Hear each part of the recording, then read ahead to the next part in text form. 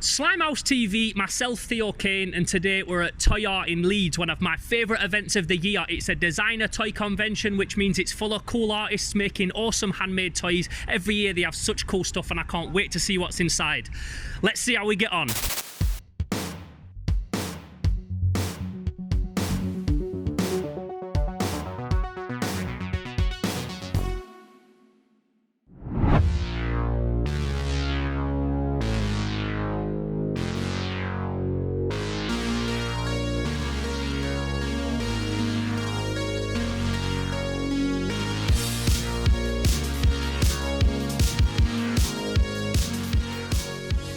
We're here with Delicious again, Peter, and I met you, well, not last year because there was no event last year because of COVID. I met you the year before. It was your first time at any kind of toy con, and since then your stuff's just blown up and it's been popping and it's become really popular. Tell me a little bit about your journey. Thank you, man. Yeah, so in a way, I think COVID has helped fire a lot of things up. People are spending more time at home. I got more time to paint, work on my technique.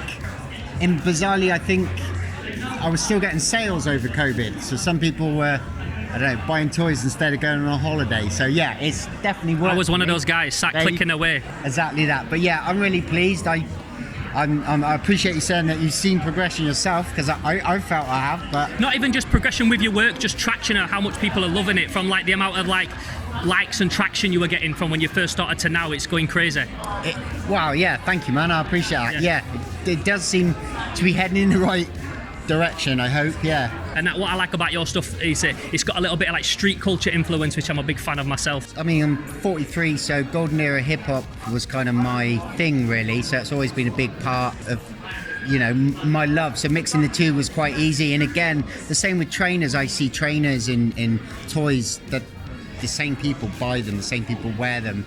Like I went to a decon a couple of weeks ago and you had art toys next to sneaker stores. It made sense. We love our trainers. Us toy guys, we love trainers. We're here with FT Luke, just showing us through the awesome bootlegs that he's brought today, the awesome 3.75 stuff, 3 3/4. He's got some awesome bits. I'm going to let him tell you about his work. Been doing this for about 3 years, I think. Looking through Instagram, seeing what people made and thinking, I can have a go at that. How you found the people here and the vibe? Loved it. I love selling to people, seeing faces. I've had a few people who bought stuff from me before and they've been back. It's nice to see their face. I'm noticing lots of gaps on your store, which I was saying is always nice when you've been selling a lot. So hopefully we'll see you again. Thanks, man. Thanks a lot. Nice one. Big ups, bro. Respect.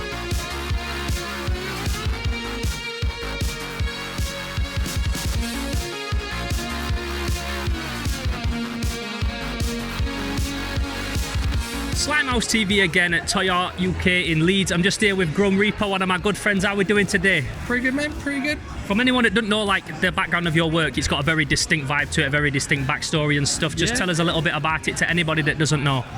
So the Grum Reaper started like maybe 2016, which I'd done the sculpt for. I always wanted to sort of help people through depression, anxiety, mental health, things like that. And so I wanted to create a symbol of hope for that, and that came in the form of the Grum Reaper. But it's so colourful. It's not like a grim, as much as a Grum Reaper. It's like a nice colourful vibe that we've got going on with all your stuff. And like I say, it looks like candy. I want to eat it. Yeah, that comes from the idea of like, so I've been obsessed with the Grum Reaper since I was maybe like 7, probably too young. Weird kid. Yeah. Weird adults, to be honest with you. That's why we're here. This is why we all make such good friends when we come here. To me, the idea of death, it shouldn't make us afraid. It should like remind us that there's a beauty in life. So by painting it in colourful colours like this, it's sort of adding a bit of like more of a fun edge to it, like nothing to fear about it, because life is a beautiful thing. Just here with Atomic Toys, again, someone that's been on this scene for a long time. I've seen you at lots of events over the years. Man. Yeah, man, we've met up like a ton of times. It's been fun. Tell me a little bit about your work and your background in this thing and what it is that you brought today. I worked in a moulding and production composites side. I got bored of that as an engineer, because I'm not an engineer, I'm an artist. So I was like, screw that, I'm gonna start creating art. And I started creating molds and doing digital sculpting and 3D printing, and that was really where I went into my passion with it. and creating characters and everything like that. That's the real meat and potatoes of my whole thing. I noticed you brought a dragon Zord today. Tell me a little bit about this guy. This was always my favourite Zord. That's your Zord. Okay, so I didn't sculpt that. This is someone I'm working with. His name's Resins, right? What's his name? Resins. Resins. Yeah, on Instagram it's Original Resins with a Z, no S, Zs. All right. Yeah. He did this Dragon Zord. We helped with like the getting it together and everything like that. He also did the Optimus Prime. Only 2 available. One's gone. For real? One's gone to the original voice of Optimus Prime. He owns it. Peter Cullen got the original one. Yeah, it's been a good day, pretty fun. I've spent more money probably than I've actually made today though. That's always the problem. Yeah, totally. But I knew that was going to be the case. Tell me a bit about the vibe of your works. I'm noticing some like street culture, some graffiti in there with some 80s toys. All my favourite stuff basically. Yeah, totally. Well, it started out like I worked as a graphic designer and worked in printing for a long time, and then in 2017 I made my own clothing company, which was toycon clothing and just streetwear and stuff. And then just from posting that on Instagram, I saw loads of folk making toys, and I was like, I want to do that too.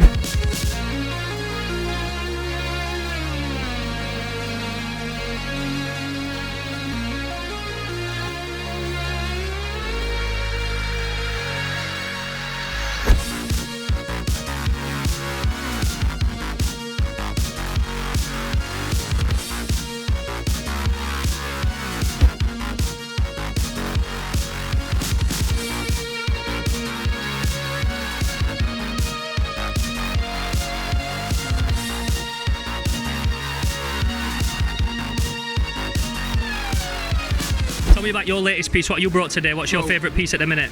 Latest piece, getting ready for Kickstarter. It's called Bullet Hell. So it's based on the Coven of Witches.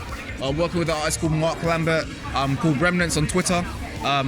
It's going to be basically starting October, 1st of October, ends 31st of October. Halloween, best theme for witches. Yeah. So this is called the Blunderbuster. Very special. She got a blunderbuss. Yeah. So that's her gun. That's what she uses. And if the Kickstarter goes really well, guys, there's going to be tons more coming. There's a whole coven of them. I think it's like another 5 girls for that. And where can people get at that Kickstarter? Kickstarter is going to be on the 1st of October. If you go and follow us on our Instagram, that's _Atomic Studios _ or go our website www.atomicstudios.online. All the information's there. Sign up for our email. It'll get you with the updates, and also if you pledge, you'll get some early bird like goodies. Wicked, man. Well, thanks for talking. Big ups every time, man. I wish you well, and I love seeing your work. My guy, respect. I love seeing your work. Viking slime wizard, and you know I'm all about that slime. So what has this got a story behind it, or is it just one of them weird random ones? It was just like I'd been just pouring random figures, just checking out how the resin goes and stuff. Like that's the.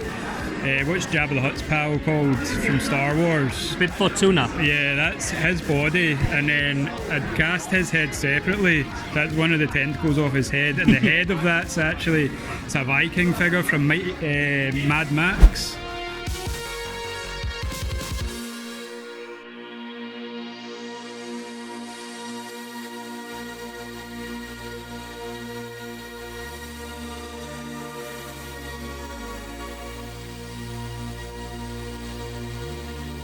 And today you've got the Raccoon. This is a pre-order, is that right? Is that you had one earlier? You were showing me. I've actually sold one today. I did bring a couple, but yeah, this is yet to pretty come much out. the dopest theme tune.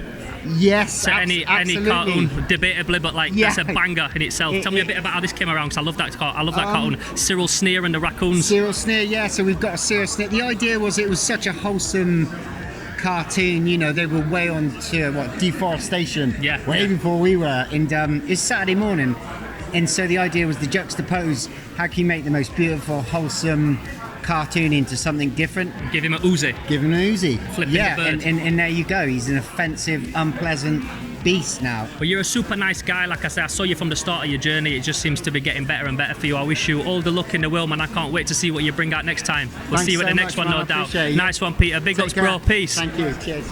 How long have you been involved in this toy scene? Is it? I'm a take it that you've not been involved in it that long, but within that short space of time, you've done you've come on leaps and bounds and done loads. Yeah, literally, I started this in January during this second lockdown, and just progressed from there after doing my first B-Buddies. You'd be surprised how many people I've spoke to today that like thrived in lockdown.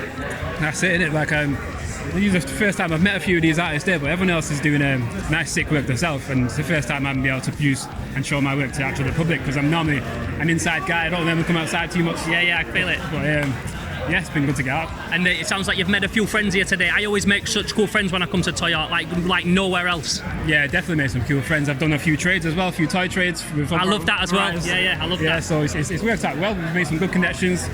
I'm going to do a sale online after this, and people are interested in it. So yeah, it's doing good. Just here with Monsterlicious. Tell me a little bit about your work, man, because I'm loving what I'm seeing.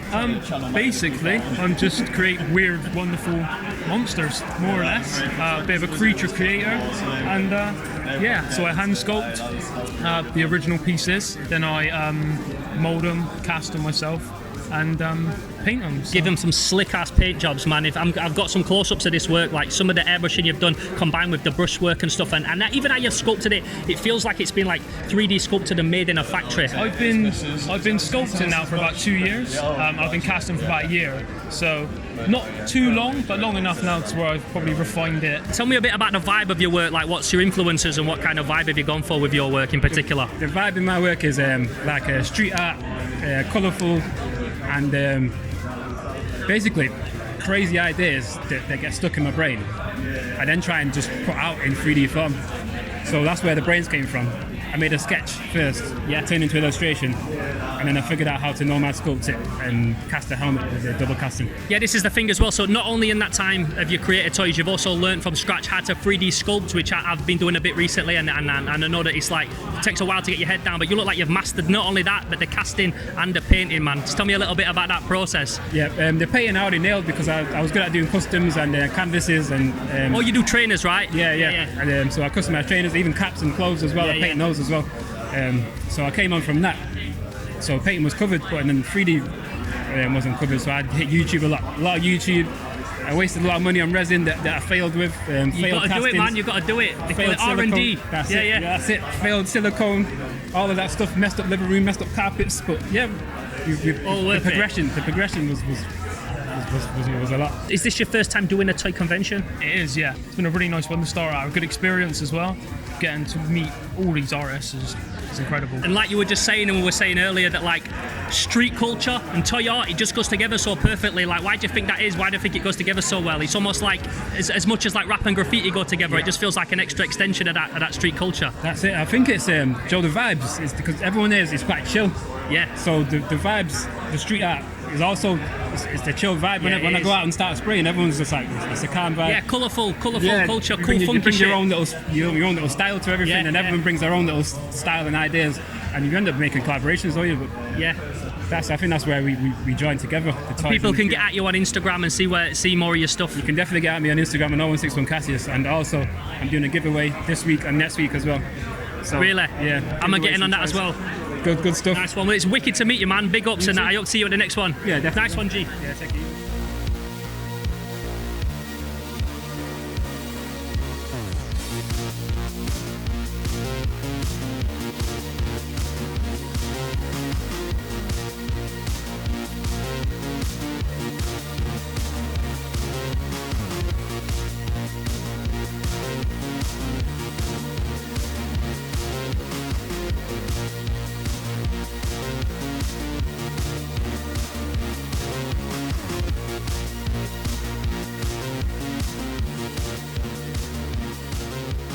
Just here with Xeno Engine Effects. Tell me a little bit about your work. I know you've got a background in special effects. It's rife in the stuff that you're creating. Tell me a little bit about your process.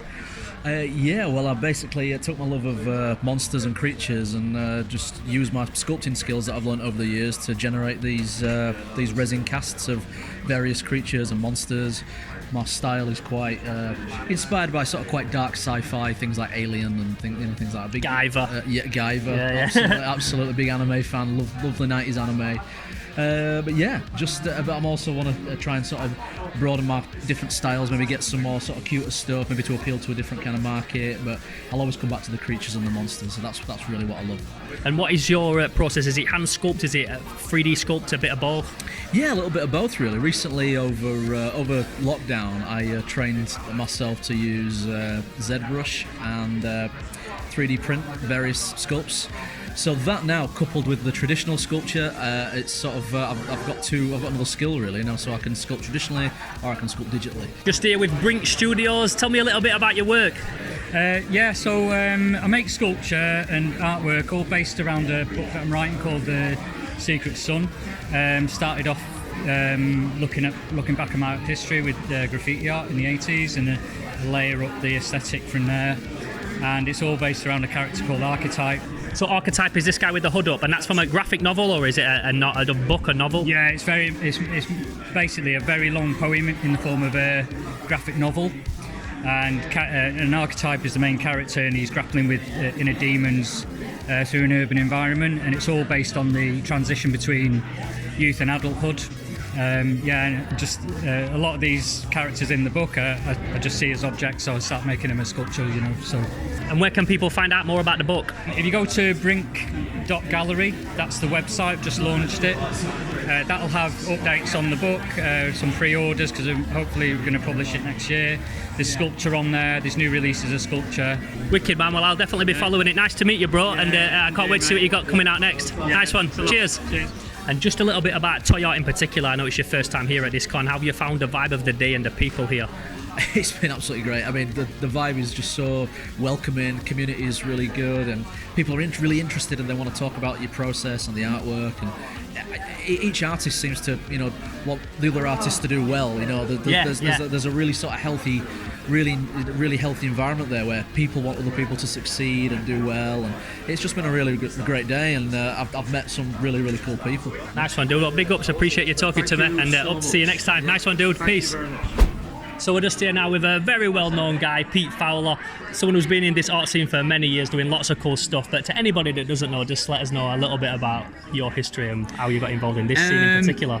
Well, I used to do, I did a way back, I'm like 52, and I did a fine art course in Cornwall a long time ago. And I did sculpture, printmaking and painting, so I had a kind of grounding in lots of different things. Anyway, moved to London, started making sculptures, quite large sculptures in my workshop, and I got invited to do a two-man show with a friend of mine. He had paintings, I had sculptures in Tokyo. Yeah. So I went up to the show there, and one of the main designers from a company called Sony Creative Products, and they've got a licensing arm of Sony, so they had license to do like Thomas the Tank Engine and Sesame Street and things like that. But at the time, Rich Toy Box. yeah. But they were at the time. This whole kind of designer toys, whatever we're going to call it, was coming through, like Eric So, Michael Lau, and James Jarvis. Yeah. So that was like the first wave of it. So then they basically said, like, would you like? She came to the exhibition, my friend, and said, would you like to design a range of toy figures? And I was like, yeah, because that's kind of what was influencing the sculptures I was doing anyway. I was seeing this vinyl toys, I'm like, this is really cool. And it was like something that wasn't necessarily a licensing thing. These characters didn't exist, or certainly didn't exist as 3D objects until that artist then either made them themselves or maybe the company.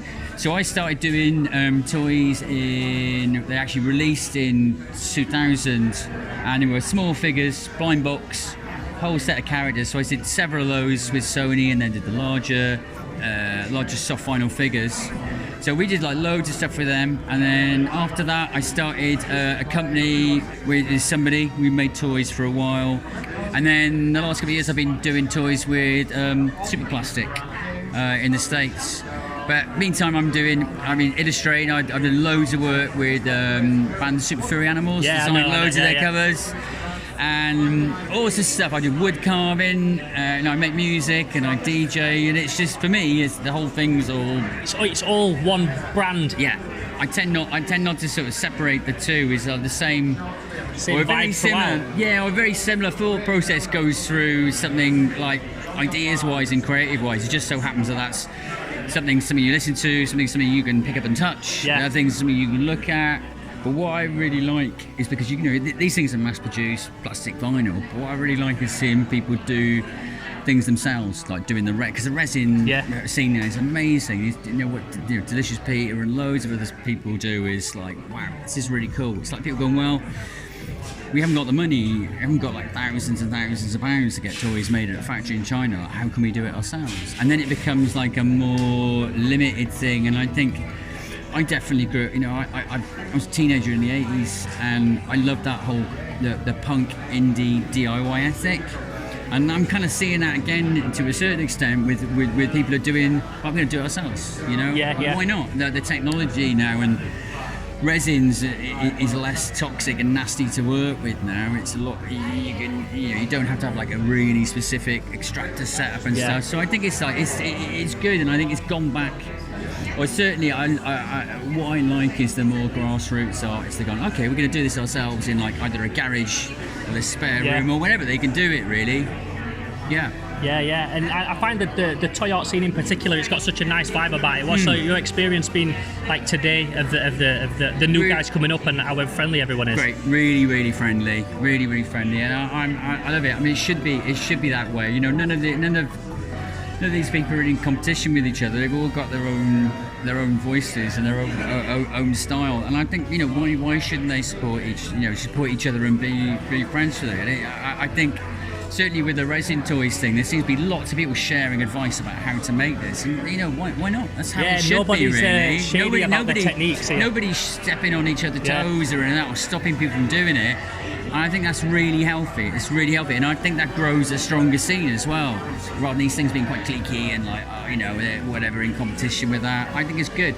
And I think as well, it's like, I'm sure people are making a pretty decent living, but it's not like mass-produced big company where you're earning mega bucks, and that's where things start to change. It's like you get like big money comes in, and it changes stuff. I hope a lot of these artists, do make decent amounts of money, and it grows and grows and grows. But I think, it's like money is the kind of polluter quite often, isn't it, for things, and like egos start to build, and egos become very fragile, and So I think it's brilliant. I think the community here is great, and I've had some fun. Well, all the chats I've had today with the artists has been brilliant. It's been great.